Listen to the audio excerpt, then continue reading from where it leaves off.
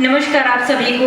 बक्सर की धरती से मैं जयलक्ष्मी इस मंच को प्रणाम करती हूँ, मां शारदा को प्रणाम करती हूँ और आप सबकी उपस्थिति को भी प्रणाम करती हूँ। आज का जो हमारा विषय है एक देश एक चुनाव, इस पे विचार व्यक्त करना चाहूंगी।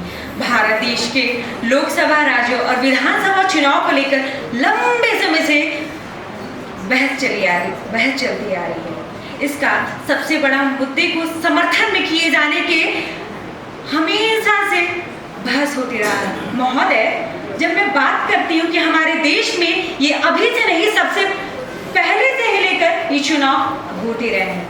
महोदय, आगे मैं इस चीज पे बताना चाहूंगी कि जो राजनीतिक दलों पर खर्चाएं बेवजह होती है वो रोकी जाएंगी। और महोदय, एक बात मैं यही बताना चाहूंगी, जो काले धन खपत होते हैं उसकी समस्याओं पर भी लगाम लगाई जाएगी। हमारी प्रशासनिक शिक्षा और कर्मचारियों की जो तमाम परेशानियां होती हैं उस पर विचार किया जाएगा।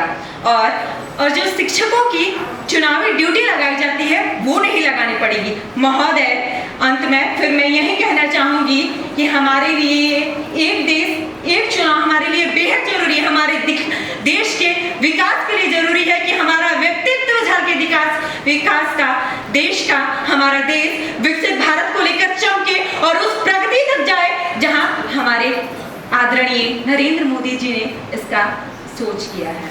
महोदय, जब हम बात करते हैं इस एक देश और एक चुनाव की, तो हमारे लिए ना सिर्फ गर्व की बात होती है बल्कि हमारे लिए सम्मान की बात होती है, क्योंकि जो अनगिनत खर्चे हमारे व्यवहारिक विकल्पों पर यूज किए जाते हैं वो हम अगर शिक्षा और स्वास्थ्य पर और सरकारी अस्पतालों पर खर्च करें तो न जाने क्या से कहां हमारा विकसित भारत होगा।